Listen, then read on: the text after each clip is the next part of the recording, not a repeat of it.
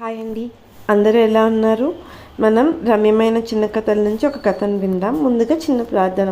యేసయ్య, మేము ఈరోజు ఈ కథను ధ్యానించుండగా ఇందులో ఉన్న ఉద్దేశాన్ని, ముఖ్యమైన విషయాన్ని మేము గ్రహించగలుగుటకు, మా హృదయంలో దాన్ని జ్ఞాపకం ఉంచుకొనగలుగుటకు, ఈ లోకంలో మేము జీవించినంతకాలం ప్రభా విషయాన్ని గుర్తుపెట్టుకోగలుగుటకు, మా హృదయం అనే పలక మీద రాసుకోగలుగుటకు సహాయం చేయండి. మీరే తోడుగా ఉండండి. మమ్మల్ని ఒంటరిగా విడిచిపెట్టే దేవుడు కాదు కదా, నిత్యం నిరంతరం మాకు తోడుగా ఉండి మాకు సహాయం చేస్తూ ఉన్న దేవుడివి కాబట్టి నీకు అనేక వందనములు.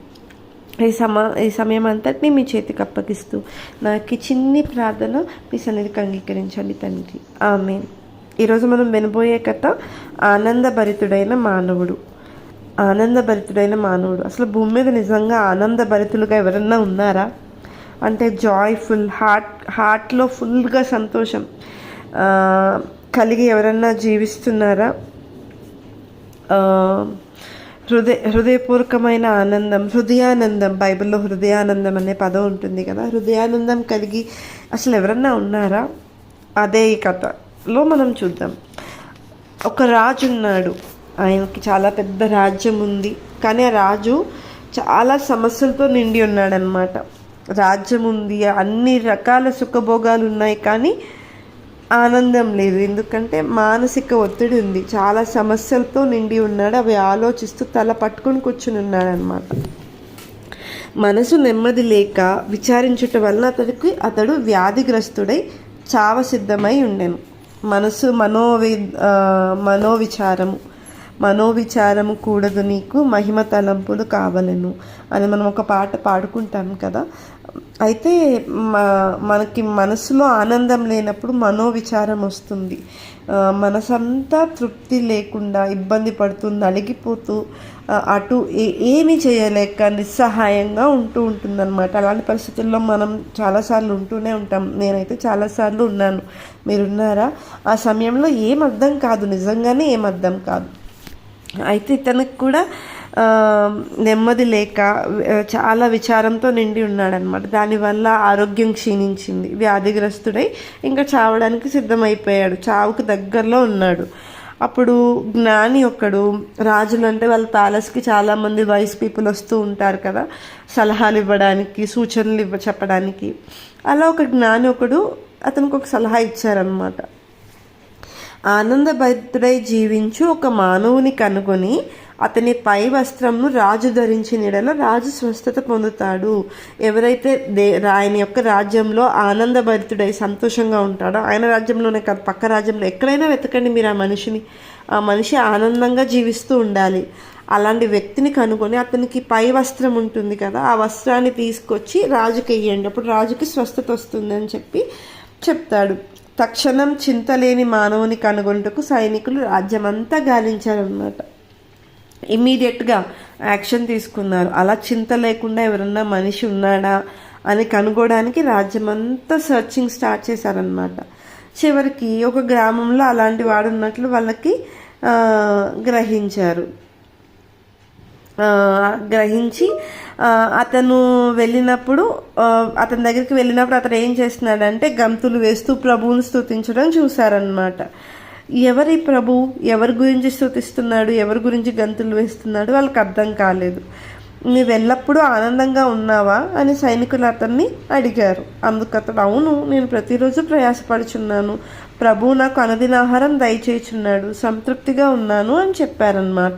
నా సృష్టికర్త నన్ను పోషిస్తున్నాడు, నేను ఎంత ప్రయాసపడినా నేనైతే చాలా అనుదినము తృప్తిగా ఉన్నాను. నేను ఆహారం భోంచేస్తున్నాను, పడుకుంటున్నాను, లేస్తున్నాను, నా పని నేను సక్రమంగా చేసుకోగలుగుతున్నాను, నేను సమాధానంగా ఉన్నాను, కేవలం నా ప్రభు వల్లనే అని సాక్ష్యం చెప్పాడు.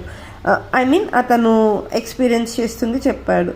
సైనికులకి ఇంకా పట్టలేనంత సంతోషం కలిగిందనమాట. అమ్మయ్య, ఆనందభరితుడైన మనుషుడు దొరికేశాడు మనకి అని చెప్పి, కొన్ని నెలల నుండి నీ కోసం మేము చాలా కష్టపడి వెతుకుతున్నాం నాయన, దొరికావు చివరికి. మా రాజుగారికి ఒక చిన్న సమస్య ఉంది, అదంతా నీకు చెప్పడం అనవసరం, కానీ నీ పై వస్త్రం మాకు కావాలి, నువ్వు వేసుకుంటావు కదా రోజు నీ పైన బట్టలు, ఆ బట్టలు మాకు ఇవ్వు అని చెప్పారనమాట. నీకు ఎంత ధనం కావాలన్నా ఇచ్చేస్తాం, మేము ఎంతైనా అడుగు ఇస్తాము, కానీ నీ బట్టలు మాకు కావాలి, నీ పైన వస్త్రం మాకు కావాలి అని చెప్పారు. అప్పుడు అతనికి ఏం చెప్పాలో అర్థం కాలేదన్నమాట. ఎందుకంటే అతడు మిక్కిలి పేదరికంలో ఉన్నాడు, అంటే చాలా కటిక పేదరికంలో ఉన్నాడు.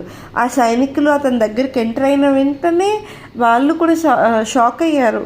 ఇతను ఆనందంగా ఉన్నాడు, అతనికి అసలు చిన్న డేరా కట్టుకున్నాడు అంతే, అతను పడుకోవడానికి కూర్చోడానికి ప్లేస్ ఉందంతే, అంతకుమించి అతనికి చోటు కూడా లేదు. ఇతను ఆనందంగా ఉన్నాడా అని వాళ్ళు ఆశ్చర్యపోయారు అప్పుడే, కానీ నిజంగానే అతను ఆనందంగానే ఉన్నాడు. అయితే వస్త్రం అడుగుతున్నారు, అతని దగ్గర కట్టుకోవడానికి బట్టలే లేవు, సరిగ్గా చిరిగిపోయిన చొక్కా ఉంది. సో అతను నా దగ్గర మీరు ఏదైతే వస్త్రం కోసం చూస్తున్నారో అలాంటి ఎట్టి వస్త్రం నా దగ్గర లేదు అని చెప్పారనమాట. వాళ్ళు నిరాశగా వెళ్ళిపోయారు. అయితే మనకి బైబిల్లో అపోస్తులైన పౌలు గారు ఏం చెప్తున్నారంటే, దుఃఖపడిన వారమైనట్లుండి ఎల్లప్పుడూ సంతోషించువారము, దరిద్రులమై ఉన్నట్లుండి అనేకులకు ఐశ్వర్యం కలిగించువారము, ఏమీ లేని వారమైనట్లుండి సమస్తమును కలిగిన వారము. 2 కొరింథీయులకు రాసిన పత్రిక 6వ అధ్యాయం 10వ వచనంలో, ఎల్లప్పుడూ ప్రభువునందు ఆనందించుడి. మరలా చెప్పుదును, మనం పైన చదివిన వాక్యం 2 కొరింథీయులకు రాసిన పత్రిక 6వ అధ్యాయం 10వ వచనంలో ఉంది. ఇప్పుడు నేను చెప్పేది ఫిలిప్పీలకు రాసిన పత్రిక 4వ అధ్యాయం 4వ వచనం. ఎల్లప్పుడూ ప్రభువునందు ఆనందించుడి, మరలా చెప్పుదును ఆనందించుడి. ప్రభువును వెంబడించిన శిష్యుల్ని మనం సువార్తల్లో చదివిన తర్వాత అపోస్తుల కార్యంలో వాళ్ళ జీవన విధానం చూసినా వాళ్ళెవ్వరికి కంఫర్ట్ లైఫ్ లేదు, లగ్జరియస్ లైఫ్ లేదు, అట్లీస్ట్ పడుకోవడానికి వాళ్ళకి ఒక ప్రాపర్ బెడ్ కూడా లేదు, వాళ్ళకి టైంకి ఫుడ్ తింటారో తినరో తెలియదు. పౌలు గారి జర్నీ చూస్తే ఆయన ఎన్ని షిప్ రెక్కింగ్స్ గుండా వెళ్ళారు, అంటే పడవ ప్రయాణం వెళ్ళినప్పుడు అక్కడ తుఫాను వల్ల అలా అరెస్ట్ అయ్యారు, జైల్లో ఉన్నారు. ఇలా ఒక్కొక్క అపోస్తుల్ని తీసుకుంటే వాళ్ళు చాలా కష్టాలు గుండా వెళ్ళారు, కానీ దుఃఖపడిన వారం అయినట్లుండి ఎల్లప్పుడూ సంతోషించాం. అది శరీరానికే దుఃఖం, కానీ లోపల మనసు ఎంతో తృప్తితో నిండిపోయింది. ఎందుకంటే వాళ్ళు దేవుని పని చేయడానికి వెళ్ళారు, ఆటంకం రాలేదా, వచ్చింది, కానీ దాన్ని బట్టి వాళ్ళు చింతించలేదు, చింతలోకి వెళ్ళిపోలేదు. దరిద్రులు అయ్యారు, వాళ్ళ దగ్గర ఏమీ లేదు, కానీ వాళ్ళు అనేకులకు ఐశ్వర్యం కలిగించారు. అంటే అనేకులకు ప్రార్థన చేసి, ఐశ్వర్యం అంటే ఈ లోక సంపద కాదు, కానీ పరలోక సంపద సంపాదించుకునే అవకాశం కల్పించారు. ఏమీ లేని వారమైనట్లుండి సమస్తం, అసలు ఈ భూమి మీద వాళ్ళని చూస్తే వాళ్ళ దగ్గర ఏం లేదు, కానీ వాళ్ళ దగ్గర నిజంగా ఏమీ లేదా, పరలోక పౌరసత్వం ఉంది వాళ్ళ దగ్గర ఎటర్నల్ లైఫ్ ఉంది. అది మన నేకెడ్ ఐస్తో చూస్తే మనకు అది అర్థం కాదు. కాబట్టి పౌలు గారు ఇంకా ఏం చెప్తున్నారంటే, ఫిలిప్పీ సంఘానికి రాస్తూ ప్రభువునందు ఆనందించుడి, ఎల్లప్పుడూ ఆనందించుడి, మరలా గట్టిగా చెప్తున్నాను, ఆనందించుడి. ఇప్పుడు ఇతను కూడా అంతే, ఇతనికి ఏం లేదు, కానీ ప్రభువునందు ఎంతో ఉల్లాసంగా ఉన్నాడు, గంతులు వేస్తూ స్తుతిస్తున్నాడంట. సో ఈ ఆనందభరితుడైన మానవుడిలాగా మనలో ఎంతమంది ఉంటున్నాం ఆలోచించుకోవాలి. యేసయ్య, ఈ చిన్న కథ ద్వారా మీరు చెప్పిన ఈ గొప్ప సువార్తకై మీకు అనేక వందనములు.